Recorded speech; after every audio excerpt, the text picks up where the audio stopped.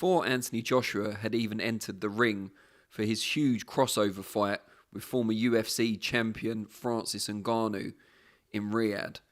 Talk had already turned to Anthony Joshua's next potential fight. Now, this may have been due to confidence among the boxing community that Joshua would get the job done with minimal fuss. Or it could simply be that we're so excited by the possibility of AJ fighting someone other than a novelty act in the nicest possible way. As it transpired, Anthony Joshua did dispatch Francis Ngannou, dropping him and then finishing him off with a hellacious right hand over the top. One of the best punches, perhaps, of Joshua's career, although it could be said that the lack of traditional boxing defence from Ngannou contributed to the highlight reel nature of the knockout.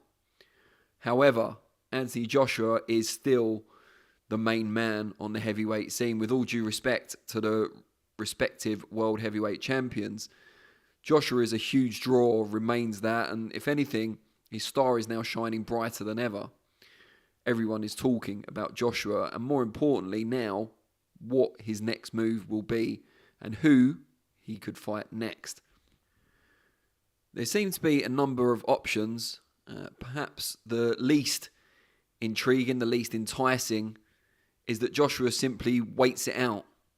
Doesn't take a fight in the next few months, waits to see what happens in the undisputed contest, May the 18th, between Tyson Fury and Oleksandr Usyk, and also waits for their contracted rematch. 2 fights in a row, Joshua sitting on the shelf, albeit learning in the gym under Ben Davison.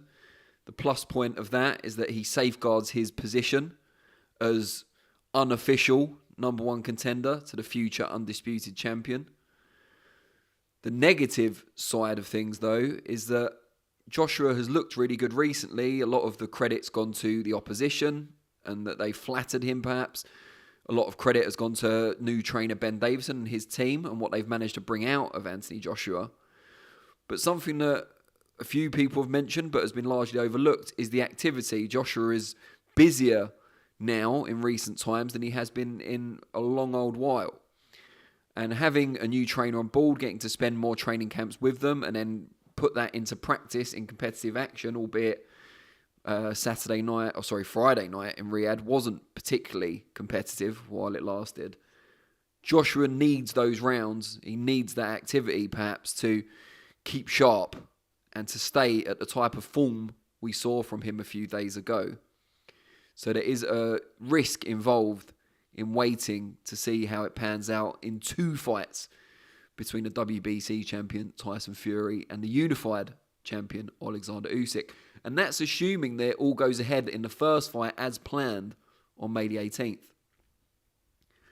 Now, something that promoter Eddie Hearn brought up in the build-up to Joshua and Ngannou last week was the possibility that Joshua could skip the line, if that's how we want to term it, and take on the undisputed champion after the first fight between Fury and Usyk.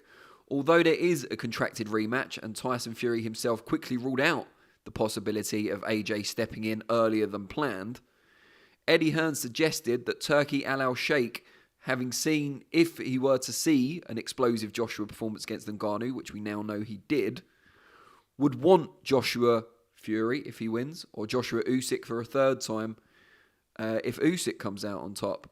So much so that Turki Al-Sheikh may be willing to find some more money in what seems to be an inordinate amount to pay off the loser of that first undisputed fight to wait for a while before the rematch.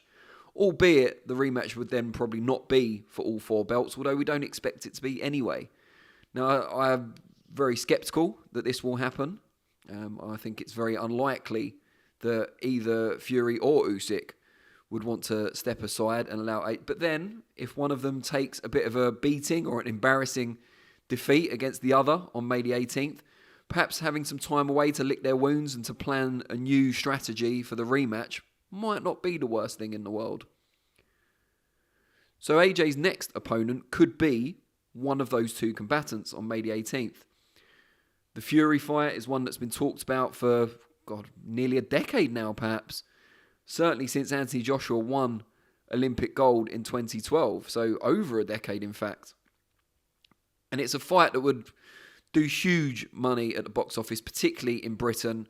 Although I wouldn't expect it to take place here. I'm sure it would end up in Riyadh if it's any time soon. And it would be exciting stuff. Really good clash of styles. They've both said they've got the beating of the other over the years. It's a fresh match as well. By that point, we'll have seen both of them take on Usyk, but not each other. And if AJ brings the form he showed against Ngannou, that reckless, some might say, devil-may-care attitude, that aggression, then perhaps Fury could be in trouble. And having his good friend and former trainer, Ben Davison, in the opposing corner is yet another intriguing subplot to that all-British super fight. Perhaps the least appealing of the possible matches is a third fight between Joshua and Oleksandr Usyk. Notwithstanding the improvements Joshua has made in recent times under Ben Davison and the change in attitude, approach, more than anything, it's hard to completely rid our minds, our collective consciousness, of the two clear defeats AJ suffered against Usyk. Yes, the second fight was closer and he had made improvements, and I suppose the logic and the way they will sell a third fight would be, well, if he managed to improve that much in a short time, imagine how much he could improve a lot, much later on good form and with a new training team. But it may just be that Usyk simply has Joshua's number, that in terms of styles make fights, maybe Usyk just has that style that proves kryptonite to Joshua, no matter what his game plan may be and who he has in the corner.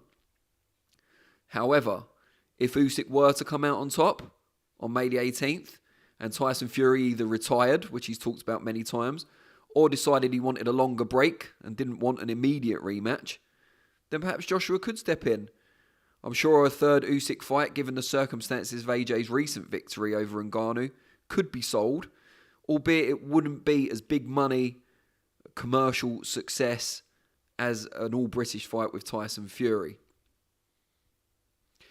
Now, the fourth option, and the one I feel is most likely to happen, probably in the summer, is Anthony Joshua taking on Filip Hrgovic for the vacant IBF title. Now, the IBF title isn't vacant just yet. We need to wait for the first bell to ring between Tyson Fury and Oleksandr Usyk on May the 18th. And then we would expect the IBF, who've already given their blessing to the postponed Fury-Usyk date after Fury's horrific cut in sparring, we would expect the IBF to then strip Tyson Fury if he doesn't voluntarily vacate the IBF title. Their mandatory obligation to Filip Hrgovic is long overdue. He is the number one contender and has been for some time. Then it would go down the list of available contenders. I mean, even if AJ wasn't number two, having beaten the previous incumbent in that role, Otto Wallin, not too long ago, I think he'd be the favourite to get the Hrgovic fight anyway, just because of his commercial drawing power and how much people want to see him in championship boxing once again. So, if Hrgovic is willing, and it'd be the biggest purse of his career by far, and would almost certainly take place out in Saudi Arabia, probably not on the Fury-Usyk card on May the 18th, probably a bit too early for that, but will easily headline its own show later on in the summer, maybe July or August. It wouldn't surprise me at all to see Joshua try and pick up the IBF title. Let's not forget, it was the first heavyweight championship belt he won way back when against Charles Martin. And if he were to do that, he could enter into negotiations against either Usyk or Fury, whoever comes out on top on May the 18th, with a bit more leverage in negotiations. Obviously, he's already a huge star, so there's that, but he'll have one of the titles on the line. And it would mean another undisputed fight, presuming the winner on May the 18th keeps 3 of the 4 belts until their next contest. It would be another undisputed fight because Joshua, in theory, will have picked up the IBF belt, the only major belt at least, that's not on the line or would be on the line in a potential Fury-Usyk rematch. So then the rematch business gets done, ideally not too much later than Joshua against Hrgovic, And the two winners there can meet for another undisputed clash late this year or early 2025. I think that's probably the most likely course of action, but that's by no means writing off Hrgovic's chances should that fight take place. Hrgovic is a much better fighter than he looked in his close win over Zhilei Zhang. There were a lot of issues going into that fight, not least the death of his father. So I would expect Hrgovic to be well up for an Anthony Joshua fight. He's fresher, earlier in his career, and hasn't yet tasted life at the top table. So it will be interesting to see if that takes place and then how it pans out. Let us know in the comments below what you think of these options for Joshua, which one you'd like to see him take, or if none of those, one of your own. Tell us who you'd like to see Anthony Joshua face next if it's not someone we've mentioned and why. Thank you very much, and from Seconds Out, bid you farewell.